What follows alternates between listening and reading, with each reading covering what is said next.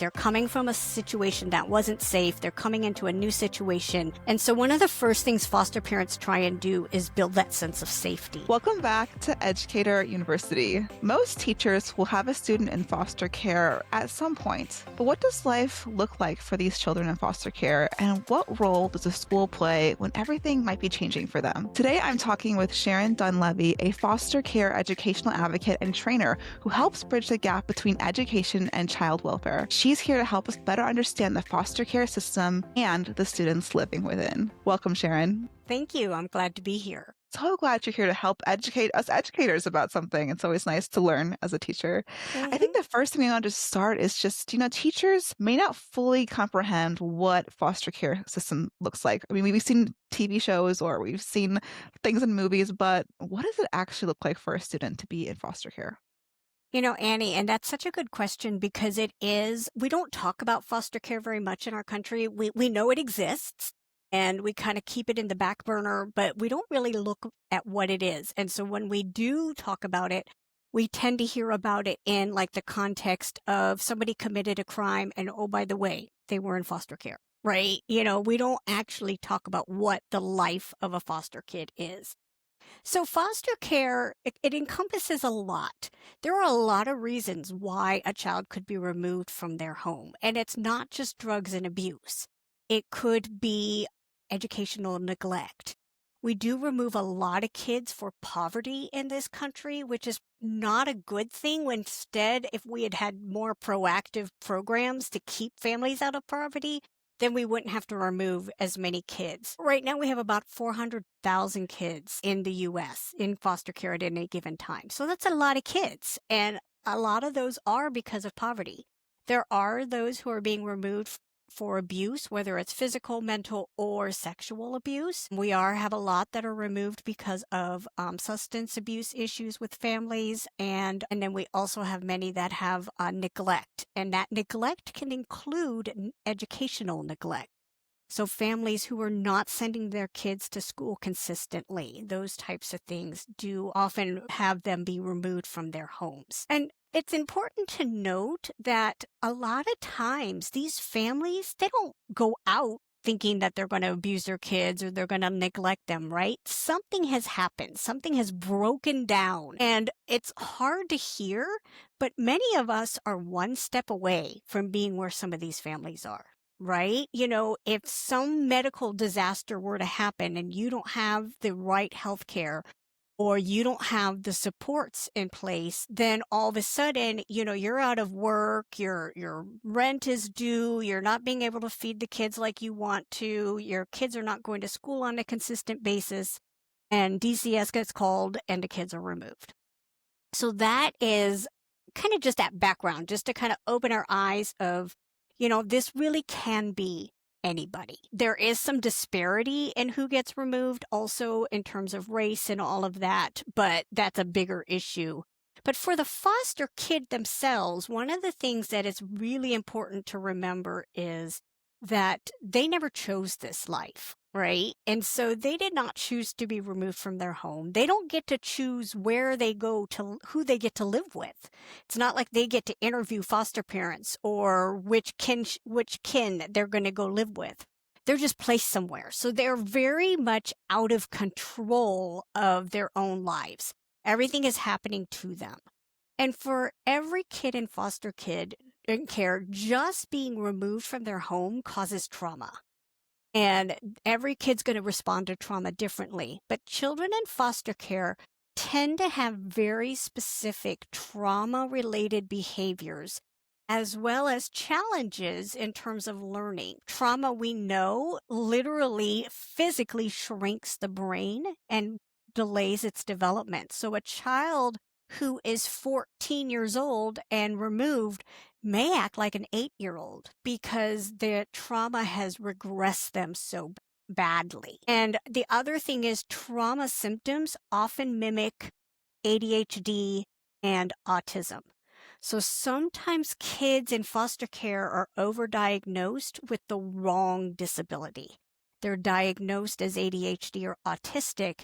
But what happens is the meds and the therapies that work for ADHD and autistic children do not work for children with trauma. So those are kind of the things that I would want teachers to kind of know. When you have a kid in your classroom, it's just like any other kid. They're going to have their own challenges. They're going to have their own differences.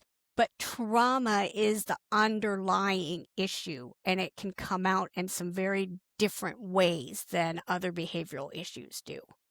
Yeah, and I appreciate the differentiation in terms of the confusion that it can lead to, which thinking, oh, maybe the student might be having, you said, ADHD or autism, but it's always kind of challenging to decipher, and it's always usually a process within the school system, but also having the knowledge of Yes. foster care will help people with that decision-making process, hopefully. Yeah, yeah, because it is, the tests don't always look for trauma, right? Because that's kind of a newer thing that we've been talking about.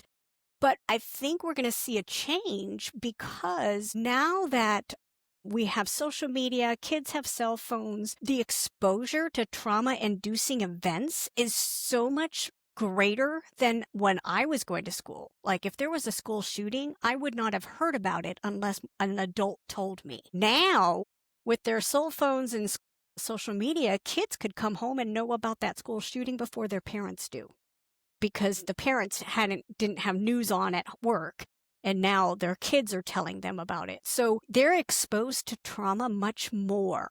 And that's not just foster kids, right? That's every kid is exposed to trauma-inducing events that we just never were exposed to. Yeah, and I think one thing you mentioned too, when you're going back to kind of how it's easy, trauma seems like this thing that's this big, huge thing that is just somewhere else. But like you said, it could happen to anybody at any time. And I think that empathy is such a huge piece of a massive puzzle. Yeah, yeah. Empathy, compassion, things that we don't talk about in this country anymore. I mean, yeah. And I know from my own experience, because I do come from a teacher background. So that's how I became an educational advocate.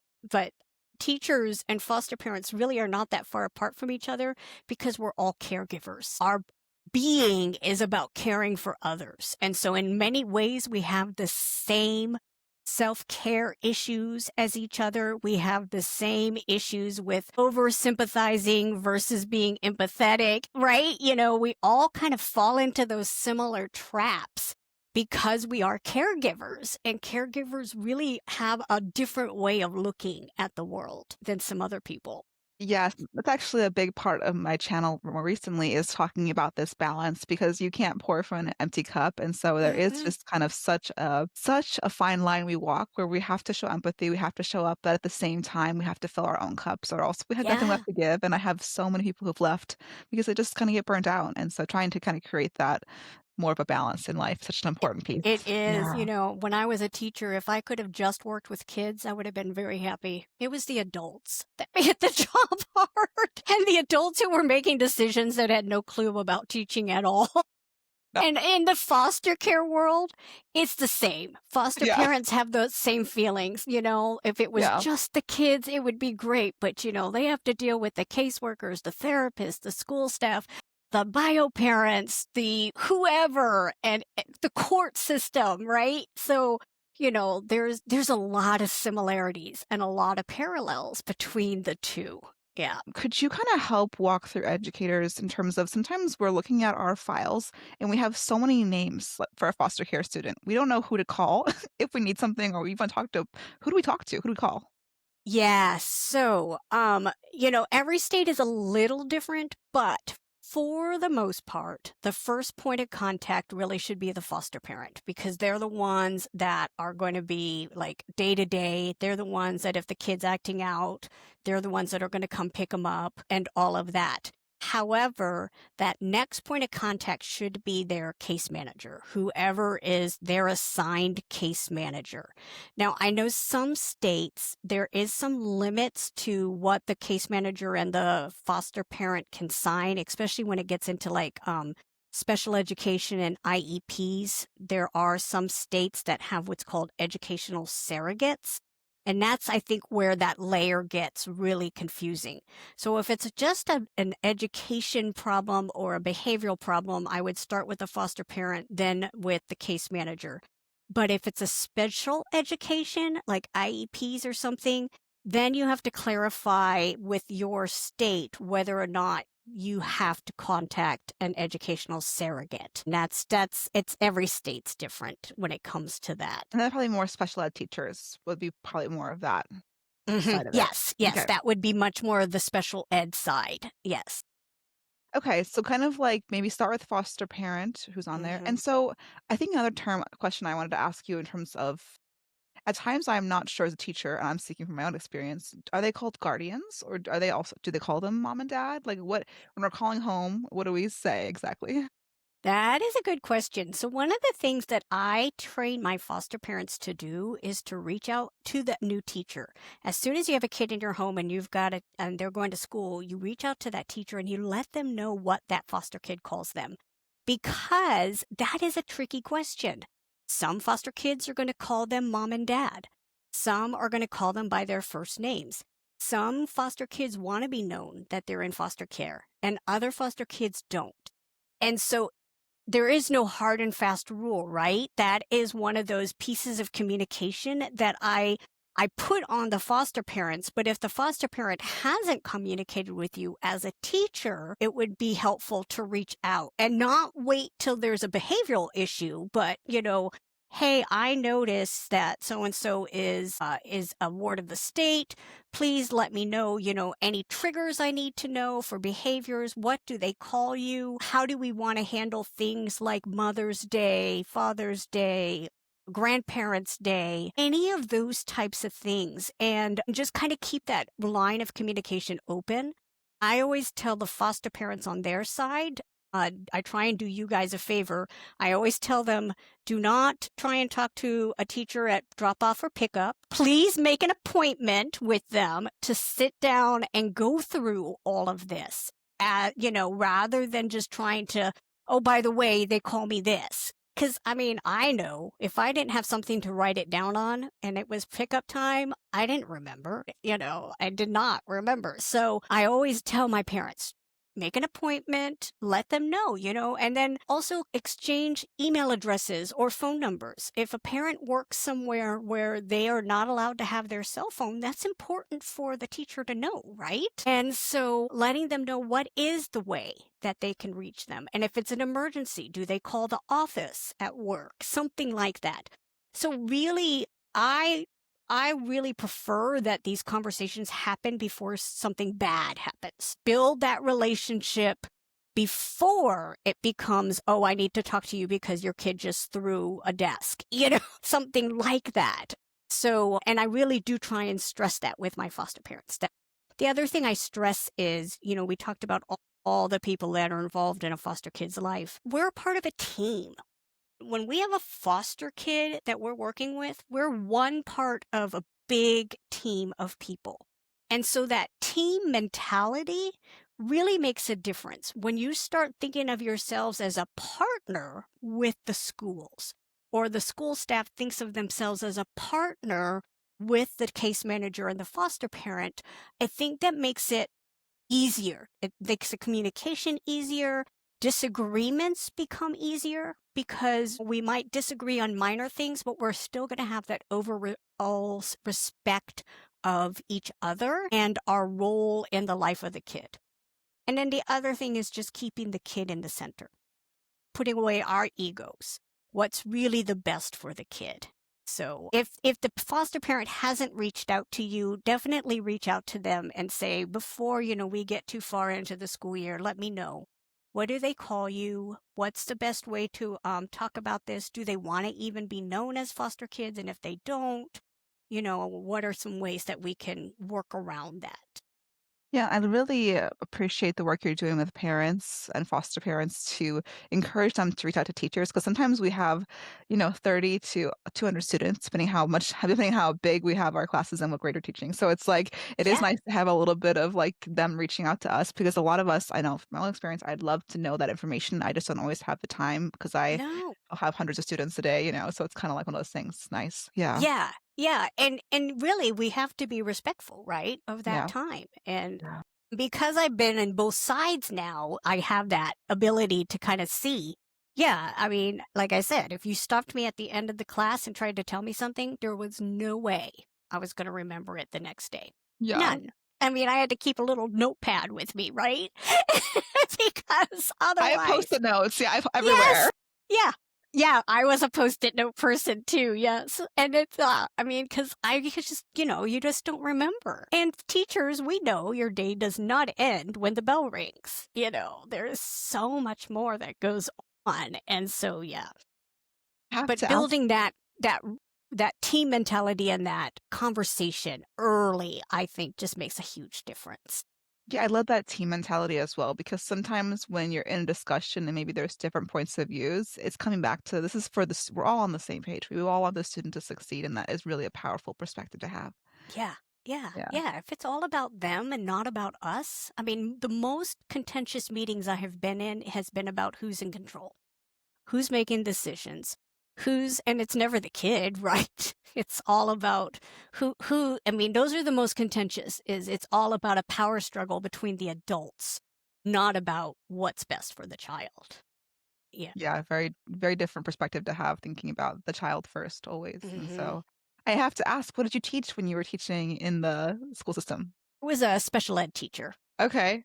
Well, Yeah. we love special ed teachers. Yeah. Yeah, so you're Yeah. that makes sense why you're bringing up that IEP stuff because you have a background in it, it sounds like. Yes, Yes. yes. It was when I made the move, it was kind of a natural fit because I already knew the special ed laws. There are specific laws that help foster kids too, but I already knew the special ed laws. And so yeah, it was a good fit because they really do qualify for the most part for IEPs and extra help or 504 plans and all Yeah. that extra. That skill set would kinda overlap, wouldn't it? A lot of that stuff. Yeah. Yeah, that's really good to know. Kind of getting back a little bit into foster care, I do wanna just touch on this idea of the different terms that teachers might hear, things Hmm. like group homes or kinship care. Could you go over some of the main things if teacher has no experience, what they should know about different terms? Sure. Yeah. Yes. Foster care, obviously, or child welfare is an overarching, and that usually involves kids all the way from babies. And I should let you know, it can go all the way up to the age of 23 or 26, depending. There are some laws that have been put into place. It used to be when a kid hit 18, whether or not they had graduated school, they were out of foster care. And now they've upped that to 23 or 26, depending on your state. And so there's transitional services that allow them to stay in school, get their degree, their diplomas, that type of thing. So foster care is the overarching. And then under foster care, you have several different layers.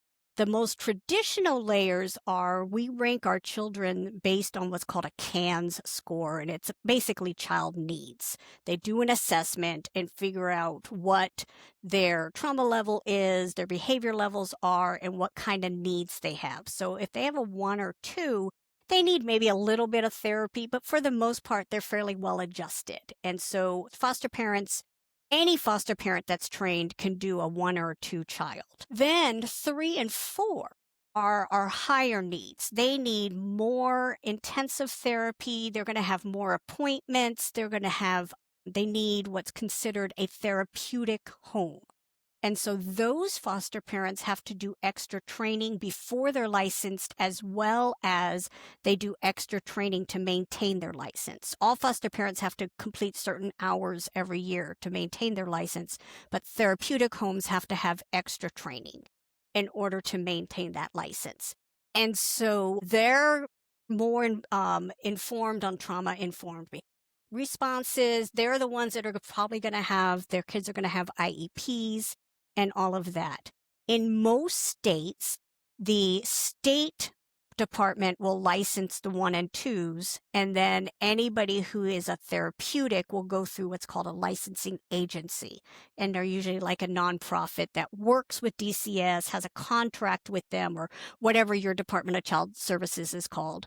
in your state, and they have to meet those specific needs. Children who are, let's say, 5, 6, and I think Cairns goes up to 7. I don't remember exactly, but those that are that level, they usually end up in what's called a residential facility. And residential facilities are tricky. Any of you, I mean, you guys know as teachers, if you put a bunch of kids with high behaviors all together, what happens? They feed off of each other. Yeah. I mean, I had a teenager come out of residential. He finished his 9th grade year, and I forget how many years he had been in there. It was at least 4 or 5. And he came out, and his IEP said he was violent, he was aggressive, all of these things. And he came out, and we're like, this is not this kid. Well, so we talked about it, but he's like, yeah, he had to protect himself. And he was like stashing food up in the ceiling because the kids would steal from each other and stuff like that. So I'm not a huge fan of residential facilities for that reason. There are some really good ones out there, but that's not always the case. So those tend to be those higher needs kids. And most residential facilities will do their own education within the facility. And they contract with the district that they're in, who sends in some type of licensed teacher. A lot of times it is just online work. It's not as robust teaching generally at that level. A group home is a little different. We don't technically have orphanages here in the U.S. anymore, but we still do have some group homes. From my understanding, at least from my experience in my own state and talking with some other people in other states, most group homes tend to be more teenage age rather than the younger. But that could be there are states that have younger group homes. I've just not heard about it. And they'll tend to be, they're going to be less behaviors, but they might be a 3 or a 4 on that CAN scale. And they are working on things like independent living skills and stuff like that within that group home. Some of that also has to do with the level of care that they need. So at certain levels in certain states, they can be what's called a guardianship rather than foster care. So it's not as, the state's not requiring as many visits, they're not requiring as many court hearings, they're kind of in that transitional period. And that's why that group home tends to be more of the teenagers, is it's more like a transitional period or home for them. Kinship care, and there's been a lot of talk about this in our country. There is a lot of evidence that yes, children who are removed from their parents will do better with their relatives. There is that genetic bond, all of that. There is also a flip side that depends on how far out the state will go. So I'm in the state of Indiana, and I have heard stories of where they have tried to trace kin outside of this state into other states. It might be somebody that the child has never met, even though they're blood relatives, they may never have met them. And so, some of the reasons that we say we want kin is because we don't want children to be with strangers, but then they are strangers. The other thing that kinship care doesn't take into account is what's called generational trauma. And it's not that we're born bad or that we're born abusive. What it is that we will, when we are stressed, we're going to fall back on whatever pattern we grew up with. So if you grew up in a family that was neglectful or abusive and you become overstressed, you will fall back into where you were comfortable, which is with that neglectful or abusive family. And so you might start doing things that your parents did. I mean, it's just like when you parent yourself and something comes out of your mouth and you go, oh my God, my mom used to say that to me all the time. Why did I just say that? It's that same thing, but it has a harsher impact, right? So so kinship care is a little controversial right now because we haven't addressed all of that generational trauma stuff. How are we teaching them not to repeat old patterns? And we also know when you live in a certain neighborhood and everybody in that neighborhood drops out of school at the age of 14 so that they can work, that's gonna happen. I mean, the kids are gonna expect, I'm gonna drop out of school at the age of 14. I've had foster kids tell me that they are never going to become adults because everybody in their neighborhood dies young. So, but kinship care is when they are living with a member of their family. The biggest one we see is grandparents, right? Grandparents are fostering their children's children. And that's probably the biggest one we see, but we'll see others. And some states require some of the same trainings and some of the same things like that for a kinship placement. Other states, if it's a kinship placement, then it's just like living with family and there is no court involvement. It just, again, states vary differently. And so you would have to kind of know what your state does. But those are kind of the broad terms of foster care. Yeah, that's really helpful. I actually wasn't aware of residential care was something that was still done. And residential, is that what you call it, residential care? Yeah, I didn't know that Yeah. was because Hmm. I've been familiar from my experience with the idea of group homes. I've heard of that. Hmm. Again, I teach middle school, so maybe, like you said, it's more the teenage years.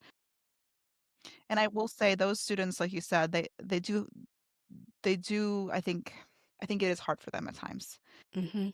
Yeah, So I think it is. I think that was why we moved away from the orphanage model. It was to eliminate some of that. The biggest issue is we don't have enough foster parents and we have too many kids. really, so we don't have, so it sounds like if ideally, I'm just wondering, like in your opinion, ideally, if every foster student could have, or kid or child in foster care would have a foster family, that would be the ideal Yeah, situation in your opinion. yeah, Yeah. Okay. yeah. Mhm. Yeah. And sometimes it takes some, placement and mixing and matching, and some foster kids do better when they're by themselves. Some like having siblings or, foster siblings. Some need their own sibling group. It's just like any other kid. Every kid has their own preferences and all of that. And that's where it gets tricky, right? Because again, when you don't have enough foster parents, there's a lot of emergency placements and placements that, may not be the best for the kid, but it's the best we could find at the time. Yeah. You mentioned that there is quite a bit of, you said trainings for people to become foster parents. Is that sometimes a deterrent for people at times, do you think? Or do you think that's, yeah, I'm curious your opinion about that. It Yeah. can be, I do a lot of trainings in the therapeutic level. So usually the ones that are at that level, they're doing it because they love the kids and all of that. So yeah, what I think deters more foster parents is not so much the trainings, it's the amount of people that are in and out of their homes, the scrutiny.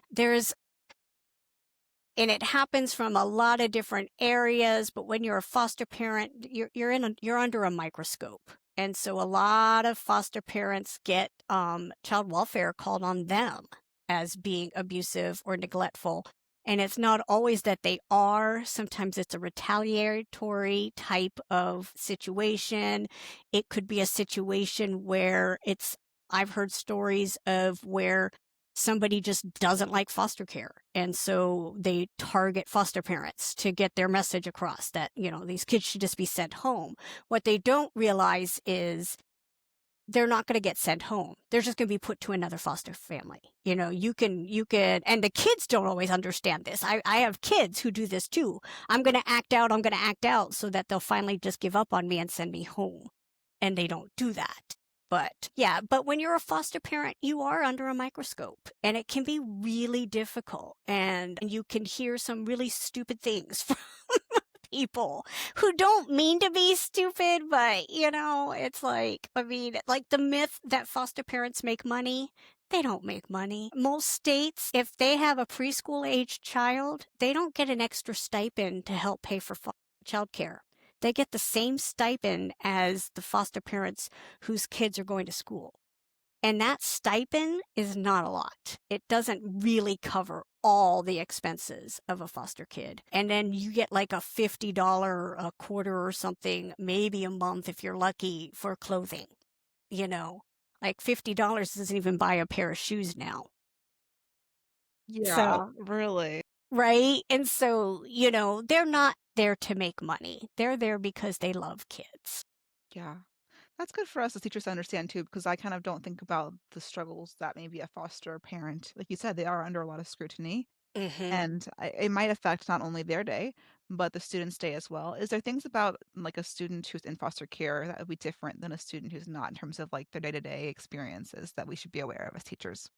Yeah. One of the things that foster kids, well, there's a couple of things that every foster kid is going to experience when they come into care. And that first sense is that they are not safe. Like they're coming from a situation that wasn't safe. They're coming into a new situation. And so one of the first things foster parents try and do is build that sense of safety. And if you know Maslow's hierarchy of needs, you know that if they don't feel safe and they're not having their physical needs met, there's no way they can manage their behaviors or excel at school.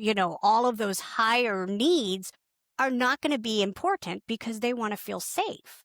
The next need is feeling like they belong. And so once they can feel safe, do they really feel like they're part of the family, or are they always feeling on the outside? Right now, the way the laws work, foster kids don't have to change schools every time they change placements, but in the past they did. And so they were constantly moving to a new school. How do you ever build a sense of belonging, let alone retain what you've learned every time you move? So, they want to feel safe. They want to feel like they belong. And then you can start talking about self-regulating, putting energy into learning and all of those things. But if they don't have those two feelings, it's not going to happen. And so those two things are not usually what a regular student, quote unquote, is going to experience, right? They're already going to feel safe because that's their home. They're already going to feel like they belong because that's their mom and dad, or mom and stepdad even. There's just that missing foundation layer under foster kids. And so really making them feel like they belong, that they're important, that they're safe there. And that's where like bullying comes in, because that's why a lot of foster kids don't want to be known as foster kids, because they become targets and things like that. And then, of course, if you add into any developmental disabilities or delays because of the trauma, it just all builds up on each other. But yeah, so for a teacher, really focusing not so much on how they're behaving, but are they communicating that they feel safe and belonging in your classroom, would really go a long way to building that sense of trust. And then they can start working on learning and managing their behaviors. Yes, building that Maslow's hierarchy of needs. I'm probably glad you brought that in. It's a big part of what we do.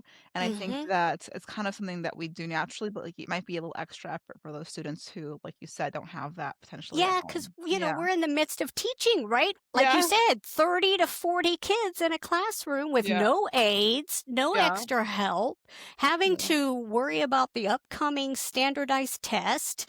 The last thing on our mind is everybody in my room feeling safe and belonging, right? I Right. mean, it's really a lot.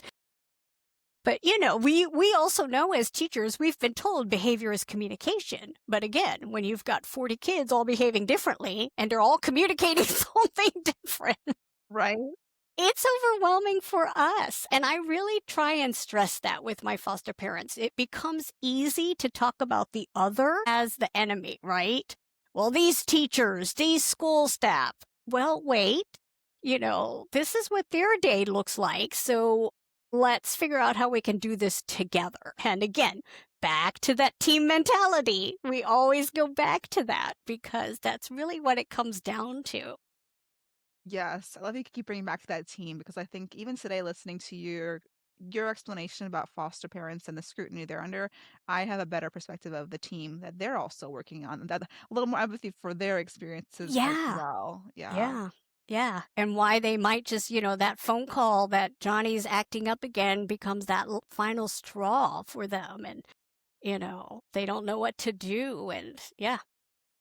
I think I also like that you mentioned teachers have a lot on their plates. As you mentioned, we have, larger classes, and then some of us have multiple classes of different kids each day. So it's a lot to kind of Hmm. process. What is maybe a small shift that a teacher could make that would have the most impact when it comes to supporting a student who is in a foster program? The smallest shift, I think, is one of the things we talk about in foster care is It's all about attention. Focusing on what do we focus on? Because what we focus on is going to be bigger, right? And so one of the things that we focus on in trauma-informed ways is we focus on the positives less than the negatives or more than the negatives. So when a kid is acting up, it's easy to say, I've told you over and over again, you need to sit in your seat quietly. But if you could pull back and say, you know, I know it's really hard for you to sit in your seat. What could we do? If I let you pace in the back of the classroom behind the kids so you're not distracting, would you be able to listen then? Just letting the kid know you're paying attention really makes a difference. And I know, again, that's extra time, but even if you can catch them once doing something really good, wow, you sat there for 5 minutes during reading time, reading quietly, and that's longer than you've ever done before. I'm so proud of you. Just those little tiny things goes a long way with our kids who are not used to hearing good about themselves because their self-esteem is in the toilet. I mean, it really is. I remember I had a student and I called their name to tell them something positive, but I said the name of the student and the student whipped their head around and looked at me kind of like a little bit nervous. Hmm. And I remember being like, I just want to say, like, I was like, hey, great job with that, cleaning up that spot, very thorough. And the student was like, oh, okay, thank you. And I think it's interesting at times. I think like the smallest thing when I think about it in terms of my experience, I'll just speak for my own self, is like kind of giving a positive reinforcement and seeing using their name in a way that is followed by something positive. Could be Yeah. something good. Yeah. Yeah. Well, I've had bosses in the past where, as an adult, the only time they communicated with me is if I did something wrong. So if I had a one-on-one, I mean, I went into that meeting nervous. And then Mhm. I changed jobs and I had a boss who kept communication on a regular basis.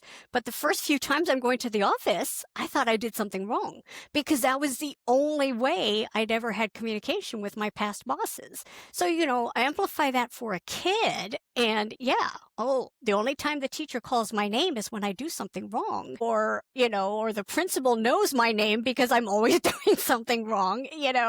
That's not a good thing, right, for these poor Right. kids. So yeah, catching them doing good, using their name, letting them know you're paying attention just really makes a difference for them. Yes, yes, and those small lifts really can just make a difference for those Yeah. students. Yeah, it doesn't have to be huge. Yeah, Small wins are what we focus on in the foster care world because that's all we get is small wins. yeah, And it is yes, the same in the teaching world. I mean, yeah. yeah, yeah.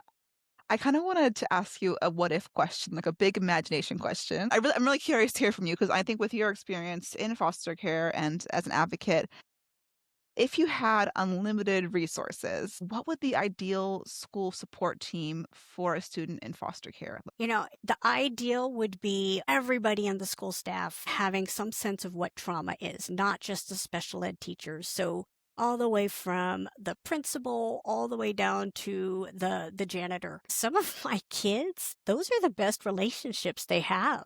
Are those outside people in the school, somebody who really pays attention. Sometimes, those school staff get overlooked.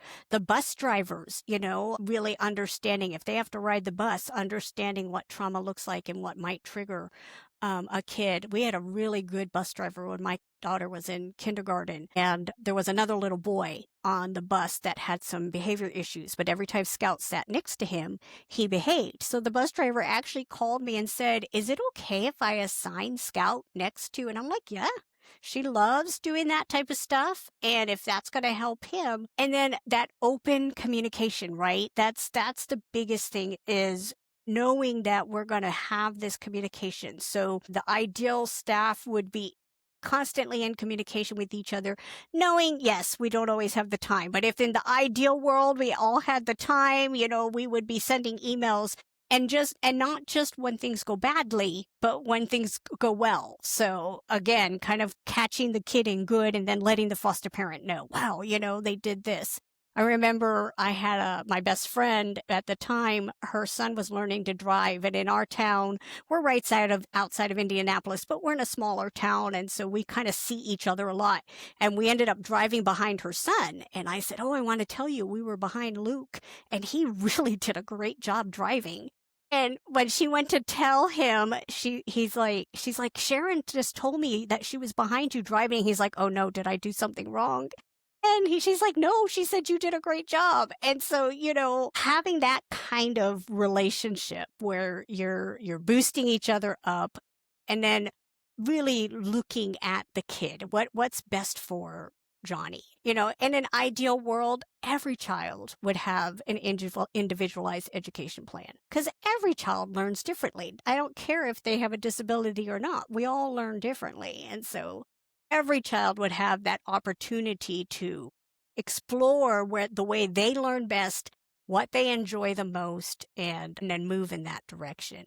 Yeah. Uh, I'm you know. curious too with like, let's just say finances weren't an issue. Let's say you could Mhm. hire as many people as you wanted to do whatever jobs you wanted. I'm just kinda, like, putting it out there of, like, what would need to be who would need to be hired to? Because again, I really believe teachers want to, but again, their job really is teaching. So, like, what would need to be hired in a s for these kids to succeed in school? Who would need to be hired? How many per student? I'm kinda curious from your Mhm. expertise, like, you had unlimited money. Who would you Yeah. hire? Yeah. I would be hiring trauma-informed school psychologists Mhm. for sure, one for every, I don't know, at least every grade, it would seem like, because, I Yeah. mean, like here, I think we share one for 3 schools, right? And so a lot of times, so, school psychologist or partnering with other agencies that can send in like social workers, things like that. We do have some of that around here. That would be one definite hire. The other definite hire would be independent living skills. This becomes really crucial for foster kids because when they age out, they don't have an adult to fall back on. So I've talked about my kid Scout. Scout's now 23 and lives in our basement because right now it's not affordable for them to live on their own. They have us to fall back on. But if you're a foster kid, what do you do? Who do you fall back on? You need to have those independent living skills. And teachers should not have to teach independent living skills. That is not part of what should be your job. That really should be the parent's job. But how many parents even have good independent living skills? So, if we could have specialists that really focused on not just like basics, hygienes and stuff, but career planning. Are you going to go to college? Are you going to go to vocational school? Starting at your grade level, like middle school, not waiting till they're in high school. But, starting in middle school, what are the things you really like to do? And can we connect you with resources to learn how to do that? Kids who want to go into a specific vocational right out of school, should be able to graduate high school ready to do that vocation. And there are some vocational high schools, but not nearly enough. And they tend to be centered in urban areas. So that's great for those of us around Indianapolis. But what about those who are further out? They don't have the same options we do. But if you had somebody that was teaching those independent living skills within the school system, or at least teaching the parents how to teach independent living skills in the school system, that would make a huge difference. Ball State, they require that all freshmen take a money management class because they learned that these kids were coming to college, had no idea how to handle money. And these are everybody, right? All kids had no idea how to handle money. So they give them credit to take this class and they learn about money management. And I think what they found was they had less kids dropping out because they didn't have the money to stay in. So those are the two big ones: mental health and Yeah. transition services or independent living. Yes, I love both those points, and I especially will resonate with the last one because I actually currently teach foods class or family and consumer science, home ec, also known as home ec, and so Hmm. very much I'm surprised, and it actually makes my job very joyful, and then I get to see students learn how to do things for the first time, some of them for the first time, like measuring or washing a dish, things like that. I'm Yes. like, this is an important life skill to have, right? Yes. So And and I always tell my foster parents when I teach my classes, we do a lot on independent living skills, and I tell them I don't care if you got a boy or a girl, they should know how to do their own laundry, cook at least a couple of meals, and know how to keep their house clean. There is no gender around who does what. Those are just basic skills that every kid should come out of And what's funny living. is people always ask me, "Oh, is it all girls in your class because it's home ec?" And I'm like, "No, actually, I think most of the time more boys than girls, at Yeah, least I say women." not Yeah, anymore. not When I anymore, was going through school, the girls did home ec and the guys did auto shop. And right? I, to this day, am frustrated that a mechanic could tell me anything and I have to believe him Right? because I never learned how to care for my own car, Yes, you I'm know? glad it's changed for everyone's Yes, sake. Yes, yes. yes, Well, Sharon, this has been such just for me an eye-opening conversation. Are there any good. final thoughts that we haven't covered that you want to share with educators today? No, I just want you guys to know that what you guys do with all the crap that you all get is amazing. I've been there, but it hurts my heart. I got out long before this latest war on teachers has really started. I appreciate every teacher out there who is putting out every effort they can to help our kids to open their minds when others don't want their minds to be opened, and to put up with some of the crap that's piled on you that are just not your fault. And I'm doing my part to make sure that the foster parents parent the kids and that you guys can then teach. And I'm also teaching them how to help at home. I'm trying to. Yes, I hear it today as you're talking. I'm nodding my head saying, "Thank you for all you're doing as well." I think that this really is like a team effort, and it's more than Yeah. just our schools. It's this global and national, global, just bigger idea that we're working with right now, which feels so Yes. powerful. Absolutely. Yeah. Yeah, yeah. Yeah. We always end with some fun questions for the audience to get to know you a little bit. There's just 4 of them, and you can answer Okay. as quick or as long as you'd like. The first question here is your favorite teacher lunch. Ooh, my favorite teacher lunch. I love when they do like a soup and salad type lunch. And I even participated as a parent bringing in like the soup and salad lunches. That was always I think that was always popular. And that's something I always enjoyed. You could do it quickly, but you still felt nourished and Yeah, yeah, and healthy a little bit too. and healthy a little bit. Yeah. Your best behavior management tip for the classroom. You were a teacher, so I figured that's a good one. My goodness, silence. Like, I used that a lot where I would just stand and be quiet and see, like, as they're kind of, eventually they realize, wait, we're not doing anything. She's not saying anything. And they start to, and we underestimate silence. I tended to be that kid that just jumped in. A question was asked and I would jump right in. And so I realized that I needed to back off, and so I would allow time. I would try and have some silence before they answered questions so that those who had to think longer had that chance. But I think silence really, it's hard, and it's hard for kids, but I think it's very powerful when we can weave it into our classroom. Yeah, that wait time to let them think before they have to respond. Mhm. Yeah, yeah. A teacher that made a difference in your life. I had several, but the one that really made a difference was my 10th grade teacher. Her first name was Janet, and I don't remember her last name because we called her Miss Janet. We had a child development class when I was in 10th grade, and we ran a preschool out of our high school. And that's where I first learned that I wanted to be a teacher, was in that class. We spent, I think, the first quarter learning things about like Piaget and Maslow and all of the theory, and then we started the preschool in the second quarter, and that was a life-changing class for me. Yeah, now your work is with children still, so that's really incredible. Exactly. Yeah.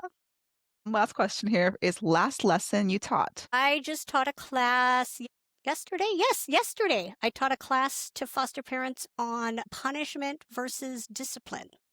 And we talked about using discipline and consequences, like logical consequences, rather than falling back on punishment. It was a good class. Yeah, it sounds like it. A lot of information there. Well, Hmm. Sharon, thank you so much for coming on and just sharing so just willingly all the things that I'm sure a lot of teachers are wondering about foster care. If the Hmm. audience wants to get to know you a little better and find you, I'll link it right below. But where can my audience find you? So my business name is Foster Care Training Today, and if you just type in www.fostercaretrainingtoday.com, that is me, and I'd love to connect with people. Perfect. Well, I'll put that right below this video if you guys want to click and connect with Sharon. And thank you again for coming on and sharing everything you did. Thank you for having me. I really appreciate it.